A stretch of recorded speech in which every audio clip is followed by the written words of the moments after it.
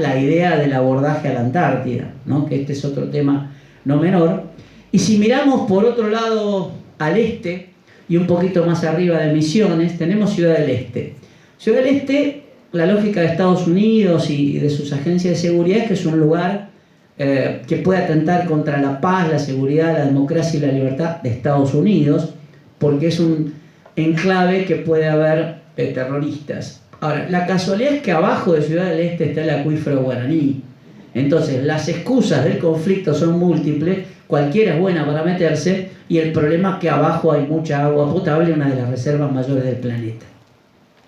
Por otro lado, tenemos Vaca Muerta, donde tenemos un observatorio chino que no sabemos bien qué hace, pero observan, y los chinos también, si bien pueden ser aliados nuestros en algunas estrategias internacionales, porque internacionalmente nosotros discutimos con lo que se llama el grupo G77 más China, pero ellos tienen sus intereses muy claros, muy precisos, y también hay una posibilidad de establecer algún nivel de observación o no norteamericano en Tierra del Fuego, que Rosana Bertone lo desmintió hace poco, y también una base de la Guardia Nacional por Neuquén, y ahí está entonces reservas de agua, petróleo y gas en cantidades importantes, además de toda la riqueza pesquera de nuestra plataforma continental.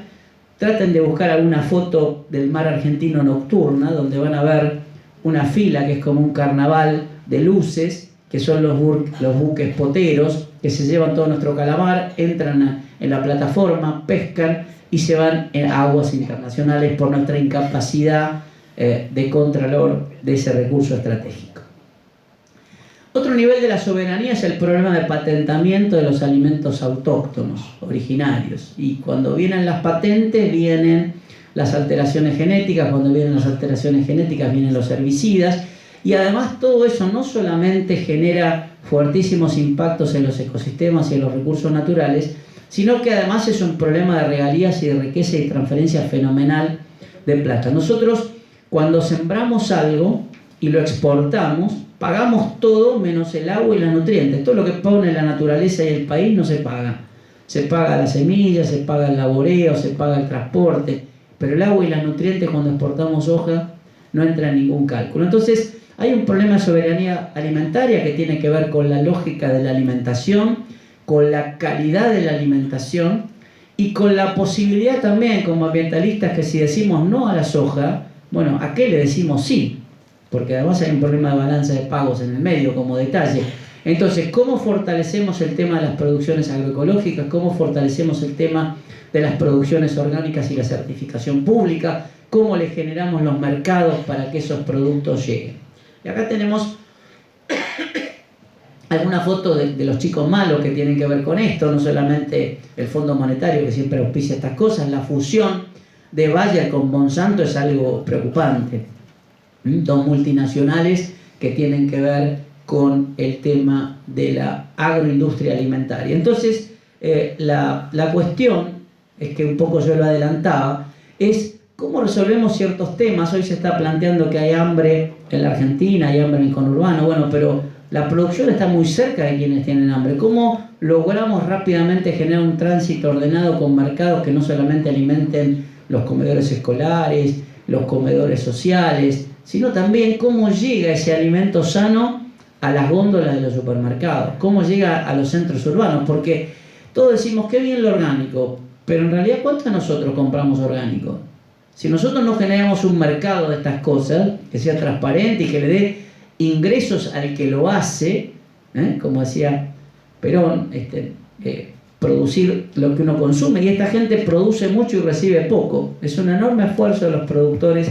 La otra vez en el Frente de Todos vino una compañera productora agroecológica y nos decía el problema que ellos tenían en el cierre que hicimos, de que trabajan mucho, reciben poco y la riqueza queda en un camino de la comercialización. Entonces, este es un desafío concreto. Acá tenemos que tener políticas claras de cómo intensificamos estos niveles de producción alimentaria, que no solamente es un tema ambiental, no solamente es un tema del Ministerio de Industria, Agroindustria, como se lo llame, sino también es un problema de tenencia de la tierra.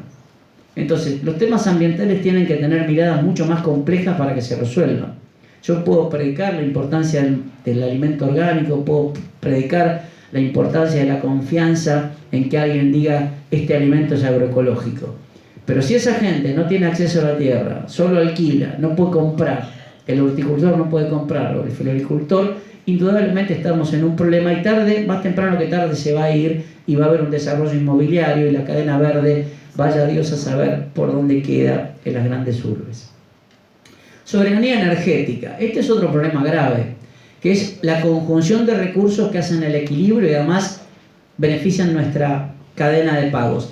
Y en materia de energías, bueno, el macrismo le puso mucho acento a las renovables, no solamente porque era una cosa como muy cool, propio de gente ABC1, sino porque era un brillante negocio para ellos.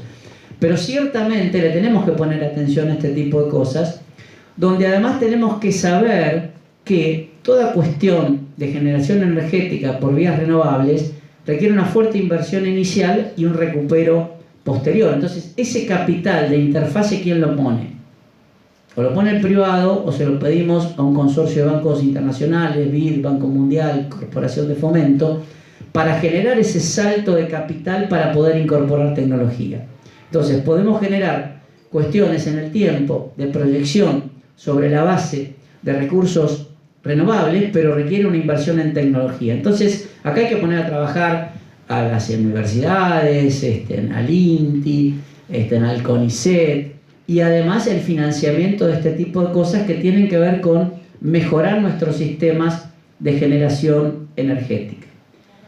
En el tema también de las amenazas externas, acá notamos alguna. La primera es la deuda ambiental de los desarrollados con el resto del planeta. Esto es curioso, es una deuda que no se paga, cuando todos tenemos en claro que las deudas se pagan. Bueno, ellos están dispuestos a no pagarlo, y cuando se piensa en algo de esto, hay que presentar proyectos, hay que hacer consultorías, hay que hacer planes estratégicos, y toda la plata queda en una burocracia sustentable internacional y no cae ni una moneda ni un dólar en el territorio. Los bienes públicos globales, donde está el ambiente, que siempre, yo me acuerdo, los países desarrollados nos acercaban papers en las conferencias internacionales sobre la importancia de los bienes, claro, que sean de todos. ¿Y quiénes lo van a administrar? Ellos, nosotros somos el buen salvaje. Ellos que destruyeron la naturaleza nos quieren venir a explicar a nosotros cómo tenemos que administrar los bienes públicos globales donde está la naturaleza, los ecosistemas y los servicios ambientales.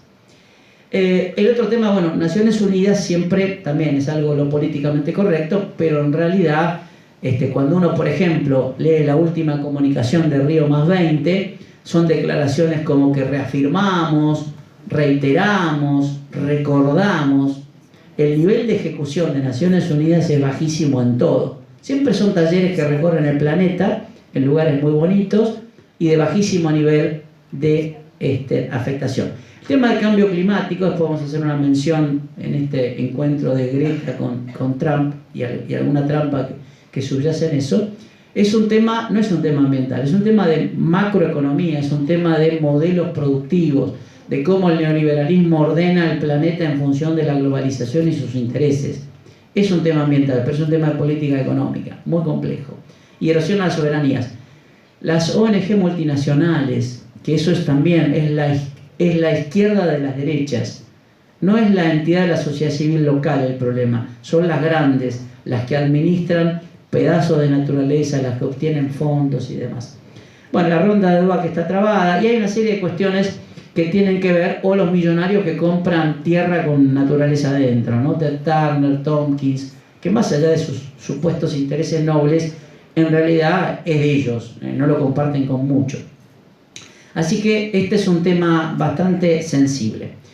La independencia económica, que tiene que ver con la lógica también de los posibles dominios militares y lo que hablábamos del tema de los recursos de pesca, petróleo, gas y además el agua como recurso escaso. Nosotros tenemos una rara virtud que prácticamente derrochamos agua, mientras en realidad Argentina, cuando uno mira el mapa real, la Pampa Húmeda es un pedacito mucho más chico que el resto de Argentina, es un área desertificada, pero derrochamos agua.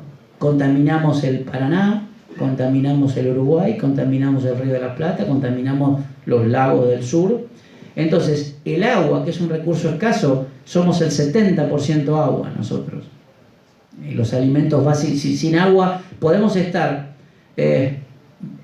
cierto tiempo sin comer, pero si no tomamos agua estamos en problemas mucho más graves, porque hace a nuestro sistema biológico y porque básicamente nacemos en un ambiente de agua que es en el vientre materno. Entonces el agua es un recurso escaso, hay que cuidarlo, no hay que contaminarlo, y sin embargo lo hacemos. Cava, por ejemplo, alegremente ha venido tirando los residuos sólidos cloacales al Río de la Plata, perjudicando a todos los que vivimos en el sur. Recién AISA, en la gestión nuestra, hizo un nuevo emisario para poder transferir esos excedentes cloacales al Río de la Plata para que actúe como biodigestor. Entonces este es un problema importante.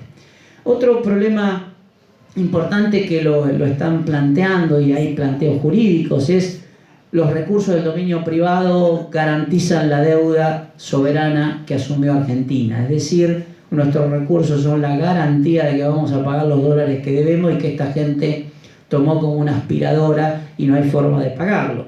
Y en esto se destaca el señor Singer, de los fondos buitres, que de alguna manera en algún punto planteó que le pagaran con acciones de alguna manera o que tenían que ver con vaca muerta. Y entonces esta es un poco la idea del Macri y el señor Burns, porque las lógicas de funcionamiento son bastante parecidas. Todo para ellos, nada para el resto. La depredación ambiental no es ningún problema para ellos en la medida que se llenen los bolsillos. El tema de la justicia social, segunda bandera o tercera bandera de la que estábamos viendo, que tiene que ver con los trabajadores, que tiene que ver con el pueblo, con los criollos y los originarios. Entonces nuestras políticas ambientales tienen que tener en cuenta estas variables. No es fácil, hay muchas experiencias, especialmente en el área de certificación, en el área de agricultura familiar, que se trabaja con estos diversos niveles de poblaciones en el país.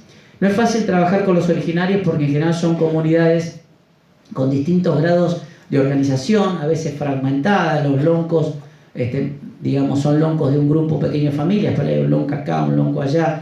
Una vez charlaba con el Negro Fernández del Instituto Nacional del Indígena y me contaba esto en la Secretaría de Ambiente. Pero indudablemente nuestras políticas los tienen que incluir a los criollos, que tienen también problemas de tenencia de tierra, a los originarios, que tienen problemas de tierra y desapoderamiento de las que eran de ellos, pero además hay que ver de qué manera, y esto tiene una lógica con el convenio de biodiversidad, es los saberes ancestrales que ellos tienen, de qué manera nosotros los empezamos a aplicar en nuestra vida diaria y cómo se lo reconocemos como saber. Esto es curioso. Alguien patenta algo y le vamos a pagar royalties de por vida, porque supuestamente hizo una investigación y la registró en algún lado. Esta gente, los originarios, estos hermanos de la vida, tienen una serie de conocimientos que van transmitiendo, nadie les paga nada, todo el mundo lo usa y nadie lo socializamos sin un reconocimiento a lo que tiene que ver con un valor de lo que ellos saben y van transmitiendo.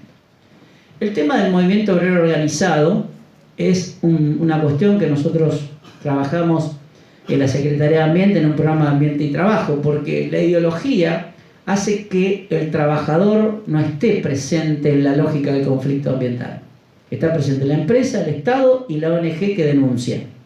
El trabajador desapareció. Esto es absolutamente ideológico, porque entonces la representatividad social está en cabeza de una ONG que se representa a sí misma. Y esto tiene que ver también con la lógica de la globalización y la sustitución del rol público por el ONGismo. Esto no es casual tampoco. Entonces, el tema del movimiento obrero organizado como parte de la solución de los problemas, no solamente en la lógica de seguridad y higiene industrial, sino en la externalidad de las cuestiones que tienen las industrias, los movimientos sociales, que además hoy son una erupción con sus organizaciones colaterales de trabajadores, del tipo de la CETEP y demás. Porque esto lo veíamos claramente en Acumar. Los empresarios siempre dicen, bueno, ponen a los trabajadores para la preservación de las fuentes de trabajo, lo cual es muy válido, pero si el problema de contaminación es grande, hay que trabajar con los sindicatos para que ellos también sean actores de este tema, porque tienen siempre la lucidez histórica de adelantarse a los tiempos. Por algo, el general Perón hablaba de la columna vertebral del movimiento peronista de los trabajadores. Y en esto un poco es lo que hacíamos con Tomada, lo que hicimos también con Hugo Moyano firmando convenios y con distintos gremios que tenían que ver con lógicas de ambiente y la actividad ambiente y construcción, ambiente y energía, que tienen que ver con la participación activa de los trabajadores en la gestión ambiental, en las formas de producción y en las formas de que ciertas actividades que ellos desarrollan, en la medida que sean eficientes ambientalmente, pueden generar más puestos de trabajo, que es lo importante. Los actores ambientales, cuando nosotros tenemos un conflicto, tenemos que tener una mirada bastante amplia de la cuestión, y lo que después vamos a plantear es cómo miramos con una mirada de dron los problemas ambientales para ver los actores cercanos y más distantes.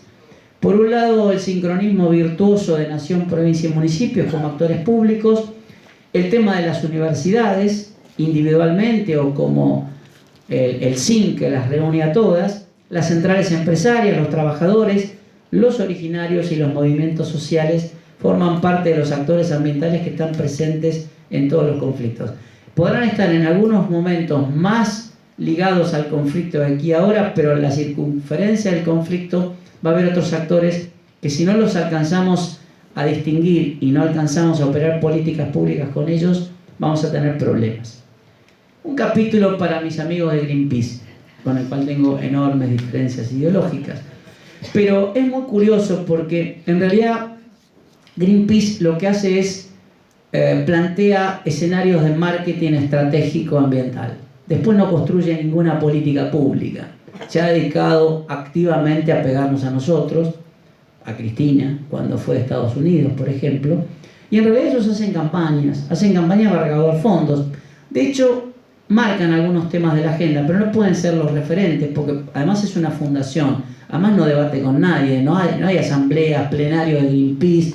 Es una política que deciden unas pocas personas y el resto aprieta una tecla y manda un mensaje, un correo electrónico, un WhatsApp de repudio, pero en realidad hacen de la no participación un esquema de su gestión ambiental.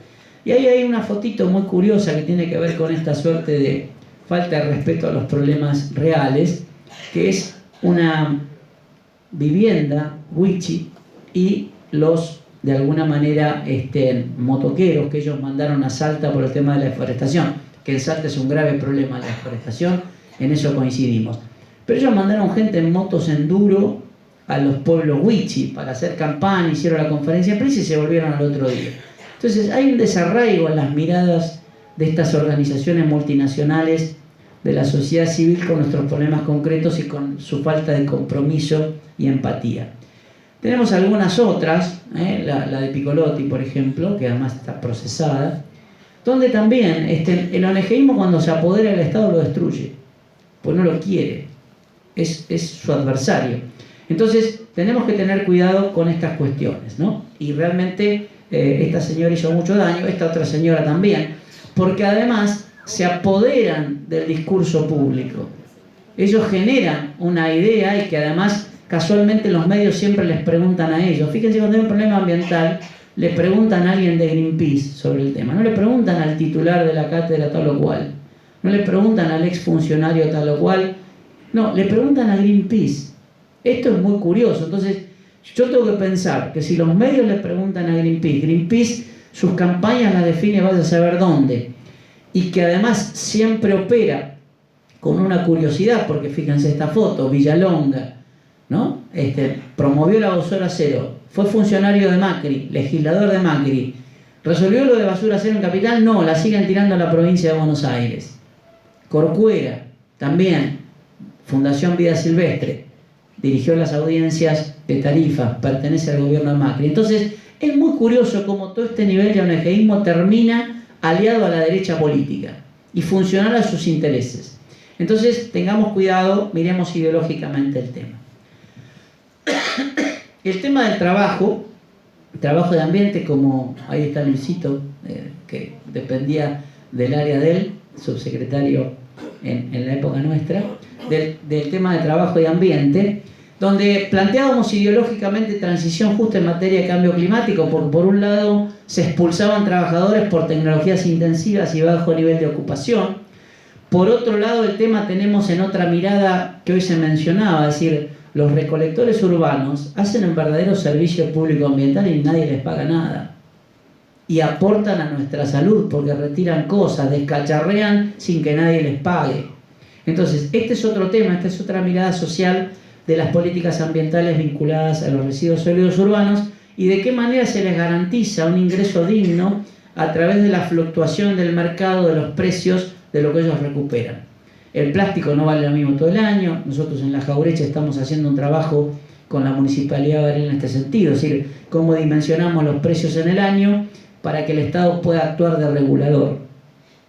El tema también, el trabajo en temas de calidad alimentaria, porque lo que es orgánico y agroecológico lleva mucho trabajo individual, mucho trabajo artesanal, no lleva máquinas, no lleva herbicidas, no lleva pesticidas. Entonces, allí también nosotros tenemos que ver cómo le ponemos el valor agregado a esa producción para que eso genere trabajo y genere un trabajo que se pague dignamente.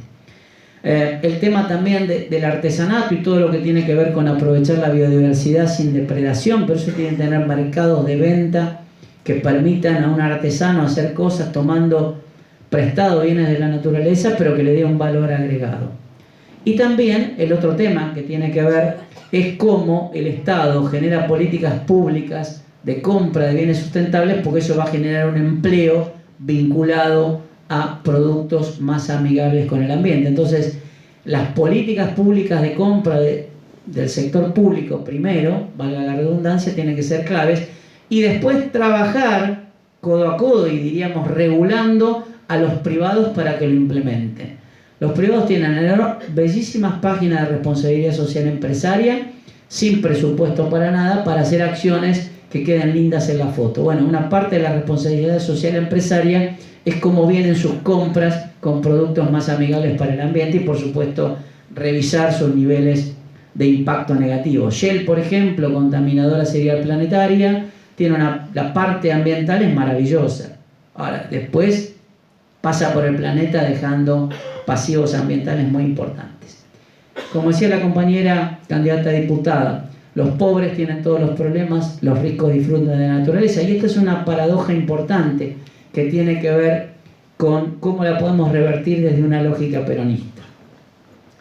El problema de las escalas. Cada vez se produce escalas mayores. El transporte es mayor, los aviones, los barcos, la agricultura, la ganadería, los invernáculos.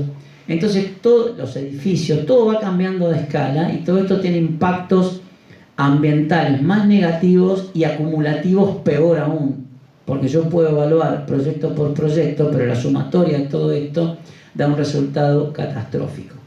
En términos de recursos naturales, recordemos, en términos de energía, lo que decía la Constitución del 49, que fue derogada por una dictadura, pero que realmente apuntaba a una presencia reguladora, a una presencia de titularidad pública. Así que algo de eso tendremos que rescatar para lo que viene por los niveles de los fuertes impactos. Veamos un poco esta foto del planeta hoy. Éramos 1 millón hace mucho tiempo, cuando nos erguimos. Hoy somos 7.500 millones en ese mismo punto del universo. Entonces tenemos un problema. Y además, cada vez consumimos más y vamos más rápido, y los problemas empiezan a suceder en el tiempo de una generación. Antes los problemas eran 3, 4, 5 generaciones, ahora es en una misma generación. Y fíjense la curiosidad, esto es una ficción, porque el planeta no está de noche todo el día, pero si pudiéramos poner las iluminaciones planetarias del mundo, veríamos dónde está más iluminado, y curiosamente son los más desarrollados, y curiosamente son los que más consumen, y curiosamente son los que más emiten, y curiosamente son los que más generaron gases de efecto invernadero en una relación 20% de los países, 80% del problema. Y de ese 80% del problema Estados Unidos se lleva las palmas porque tiene casi 1/3. Firmó el protocolo de Kioto y lo desfirmó Trump con total impunidad. Estados Unidos no firma nada con nadie, salvo cuando uno se subordina a ellos sobre que ejercen políticas de libertad, como ellos dicen, pero en realidad es de dominación. Y los temas, la otra foto que es una paradoja, me acuerdo, esto lo habíamos visto una vez en Naciones Unidas, pero es un viejo camión que en términos de gases de efecto invernadero seguramente su combustión a dejar mucho que desear, pero para esa población africana ese camión significa agua, y esa agua para ellos es vida. Entonces los contextos y las miradas de los europeos en términos de lo que tenemos que hacer en materia de ambiente merecen un gran reparo nuestro, porque las miradas, los intereses y las capacidades no son las mismas y además porque ellos son deudores ambientales. En materia ambiental, lo que yo digo, se pueden hacer discursos brillantes, pero hay que salir a la calle, hay que salir a la trinchera, hay que pelear. Lo ambiental es un papel de lija, es algo realmente que raspa, y además siempre tenemos que explicar cómo vamos a hacer las cosas, con quién la vamos a hacer, para quién la vamos a hacer, cuánto sale, quién lo paga, cuándo empezamos, cómo lo medimos, cómo retroalimentamos los proyectos. Entonces, el que no pueda contestar estas cosas y dice yo voy a hacer un programa ambiental, en realidad es casi crónica de un fracaso, porque si no puede responder esto no va a poder hacer el programa. Y acá un simple comentario que tiene que ver con el cambio de paradigma en la visualización de los problemas ambientales, por lo menos en lo que ha sido una experiencia de gestión, que uno ha tenido la suerte de estar en organismos binacionales, municipios, provincias, nación, en proyectos. El ejemplo es cómo se hace un edificio. ¿Y por qué digo esto? Porque en materia ambiental tenemos que aprender a visualizar los problemas con los que vamos a lidiar. Si nosotros no lo podemos visualizar en su trazabilidad, en su secuencialidad, desde el origen hasta que termina el problema, lo que se suele llamar de la cuna a la tumba en términos de expresiones ambientales, no vamos a acertar las políticas públicas que cada etapa requiera.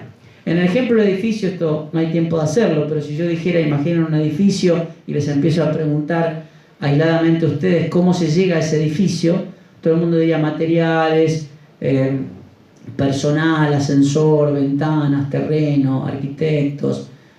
En general dicen la mitad de las cosas necesarias para que ese edificio se haya concretado. Y lo que es peor, ni siquiera lo dicen en el orden correcto. Quiere decir que imaginamos cuestiones como sencillas, pero no acertamos el camino para llegar. Con lo cual, si esto lo traducimos en esta misma lógica para un proyecto, un programa de gestión ambiental, vamos a tener esos mismos problemas. Y esto también lo vemos en lo que nosotros decimos cuando uno ve un iceberg, ve la parte de arriba, pero hay 7 veces para abajo. Y por ejemplo, algo que es muy remanido y uno también lo hace en talleres, cuando se dice, bueno, vamos a trabajar residuos sólidos urbanos porque vamos a hacer separación en origen. Lo primero se dice, bueno, vamos a hacer concientización en las escuelas, ¿no? Pues los chicos son esponjas de lo ambiental. Y ya lo ven como un hecho. Entonces la pregunta, están viendo el iceberg, estamos ya dando los talleres en los colegios para la separación en origen. Primero, estamos mirando un edificio construido que ni compramos el terreno, y segundo, estamos viendo la parte de arriba del iceberg, nos estamos viendo en el aula con los chicos explicándole cómo es la separación en origen, el posible compostaje y demás. Entonces, la pregunta que hay que hacer es, desagregue cómo llega usted a hacer un taller de sensibilización en una escuela. Le tiene que pedir permiso al ministerio, tiene que capacitar a los que van a ir, tiene que saber cuántos colegios hay, cómo los va a cubrir, cuánto le va a costar el personal, quién va a ser el material didáctico y para qué edades y para qué chicos. No es lo mismo un material para un chico de 7 que para un chico de 11. ¿Quién va a hacer eso? ¿Cómo se va a pagar? ¿Qué partida tengo del presupuesto del año anterior? ¿Qué tiempo voy a tardar? ¿Y cómo voy a empalmar esa acción de sensibilización de los chicos para que me ayuden a la separación en origen en las casas con la política pública de recolección de residuos en la puerta de la casa de esos chicos?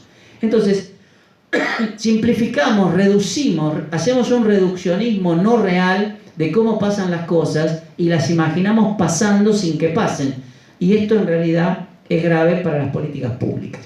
Entonces, esta es la idea del edificio. La mirada de dron es cómo lo veo de arriba, cómo veo la secuencia que visualizo. Porque, por ejemplo, unas cosas que uno dice, cuando yo estoy viendo un problema industrial, ¿no?, de gestión, lo que hay que hacer es como si uno pudiera levantar el techo de la industria y mira todo el proceso. Si uno, como no se puede levantar el techo, hay que visualizarlo. Y si no lo visualizo, no lo entiendo, no veo la cadena de causalidades, no veo los problemas que se van a venir. Y cada problema es un iceberg que hay que resolver. Acá en el ejemplo del edificio, simplemente, todas estas cuestiones tienen que haberse tenido en cuenta, y son un montón, para que el edificio esté. Desde la idea, desde el ordenamiento del territorio, cómo lo compro, cuánto puede salir, cómo lo bancamos, comprarlo, la escritura, la posesión, el profesional, aprobar esto en el municipio, pagar los honorarios del profesional, contratar la empresa, demoler. Bueno, eso es lo concreto. Así el edificio llega en algún punto. No es que las ventanas se ponen mágicamente. Si no hay cimientos, si no hay paredes y demás, si no hay cerramientos, es difícil poner las ventanas. Y acá siguen todos estos temas que tienen que ver con este sistema de abordaje de las cuestiones ambientales, que tienen que ver las causalidades, cómo se dan en la naturaleza, la mirada de dron. La mirada de dron además me supone ver la trazabilidad de los problemas, que tiene que ver con las causalidades, que tiene que ver con las etapas, con los resultados a lograr, y todo esto tiene que escribirse en una política pública. Lo tengo que tener previsto y lo tengo que tener financiado. El otro tema es la mirada circular de 360 grados, hacia dónde quiero ir, y esto tiene que ver con las banderas ideológicas, qué quiero promover, cuál es mi bandera, es decir, cómo aplico la soberanía política, la independencia económica, la justicia social. El tema de las multicompetencias. Cuando uno hace alguna pregunta y dice, bueno, si hay este problema ambiental, ¿dónde va y lo denuncia? Al área ambiental. Fenómeno. ¿El área ambiental lo puede resolver? No. No, porque no tiene los fierros. Si hay un problema de contaminación, el área ambiental podrá hacer la clausura, podrá hacer la medición, pero la reconversión industrial no está a cargo del área ambiental, estará a cargo del área de industria, que la tendrá que financiar con el área de Hacienda, que la tendrá que complementar con tecnologías disponibles, donde deberá haber un área de ciencia y tecnología. Entonces, todos los problemas ambientales requieren multicompetencias administrativas para resolverlo, con lo cual es un cambio de paradigma en el funcionamiento de la administración. El otro tema es que además se requieren muchos profesionales, porque un problema, si yo digo el tema de residuos sólidos urbanos, necesito un ingeniero, puedo necesitar un químico, necesito un sociólogo, puedo necesitar a alguien vinculado a las disciplinas, otras disciplinas de las ciencias sociales, voy a necesitar a alguien que me diseñe la obra, algún experto en transporte y logística por lo que va a venir, algún experto en energía si quiero generar energía a partir de los residuos sólidos urbanos. El tema de los tiempos. Deudas ambientales, problemas ambientales de vieja data, los resuelvo ahora y los tengo que proyectar al futuro. Cuando uno piensa, por ejemplo, en un ejercicio que se puede hacer en una ciudad de 50.000 habitantes, si hoy fuéramos el intendente, la intendenta y todos fuéramos los concejales y votamos por cambiar un sistema basural a cielo abierto por un sistema básico de gestión de residuos sólidos urbanos, tardaríamos no menos de entre 2 y 3 años hasta que lo ponemos integralmente en funcionamiento. Desde que elegimos el terreno sobre la base de un banco de suelos con los estudios de impacto ambiental correspondientes, lo compramos, lo acondicionamos, ponemos en marcha el tema, concientizamos a la población, hacemos las licitaciones, etcétera, etcétera, etcétera. Eso normalmente lleva entre 2 años y medio y 3, siempre que tengamos las partidas presupuestarias, es decir, el financiamiento previsto. Este tema que ya lo habíamos marcado, la cuestión de la no neutralidad de las cuestiones ambientales, el tema de la sinergia